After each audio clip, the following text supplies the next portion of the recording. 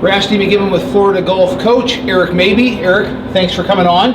Congratulations as you guys play in the national tournament today. Talk to me just a bit about pool play. I know you guys, one of the forgiving things about pool play is you can have a loss or a tie and still make it through, which was the case. Yeah. You guys ran into a hungry Providence team. Tell me a little bit about that. Yeah, so we knew going into the game they're a good hockey team.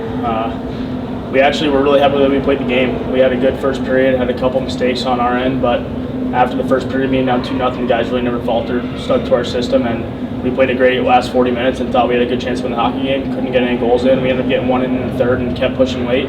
But overall, we got a loss, and from there the guys kind of regrouped, knowing that they can go to bed that night being 1-1, and big game against Iowa State the next day. And needed a couple things to shake out for us in that to get us through, but it ended up all working out. We got a big win and advanced to semifinals yesterday.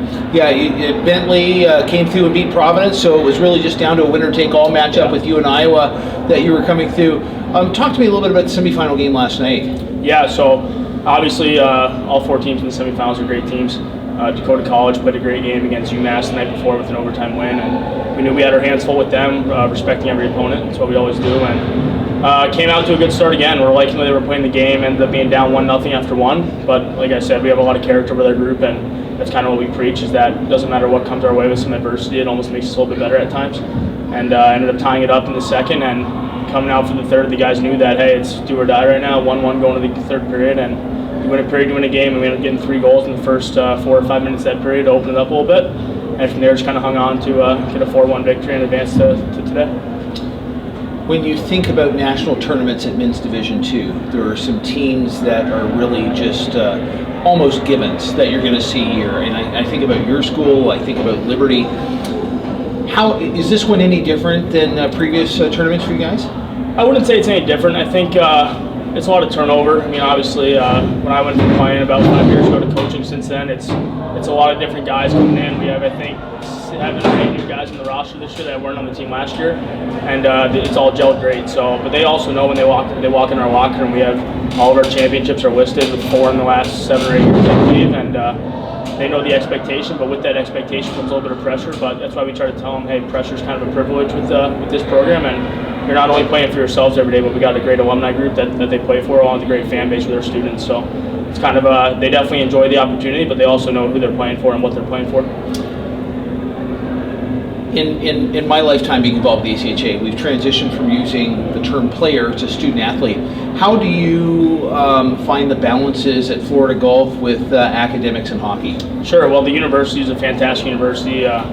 Just celebrated our 25th anniversary, and obviously going to school in Fort Myers, Florida, there's a lot of distractions, but at the same time, our guys have the help that they need to get their schoolwork done, and we definitely preach the fact that, hey, if you're not handling it in the classroom, you're not going to be like when you're done on the ice. So we definitely have a good group of guys in terms of that. They all actually push themselves to help each other.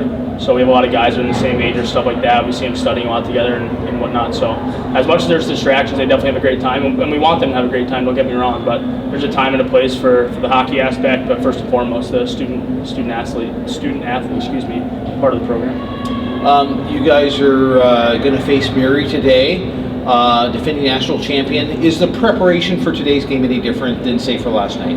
No, not at all. At the end of the day, we like what we have in our room, and we know they're a good hockey club, but at the end of the day, we respect what we have in our room, and we're going to do what we can to prepare. We prepared this morning. We had a feeling if we got this far, we'd probably see them, and there's a couple other schools that have really quality teams that ended up not making it this far, but we're excited for the challenge against University of Mary. They're obviously the defending national champions, and see if we can knock them off today, but I think it's going to be a great game, and our guys are prepared.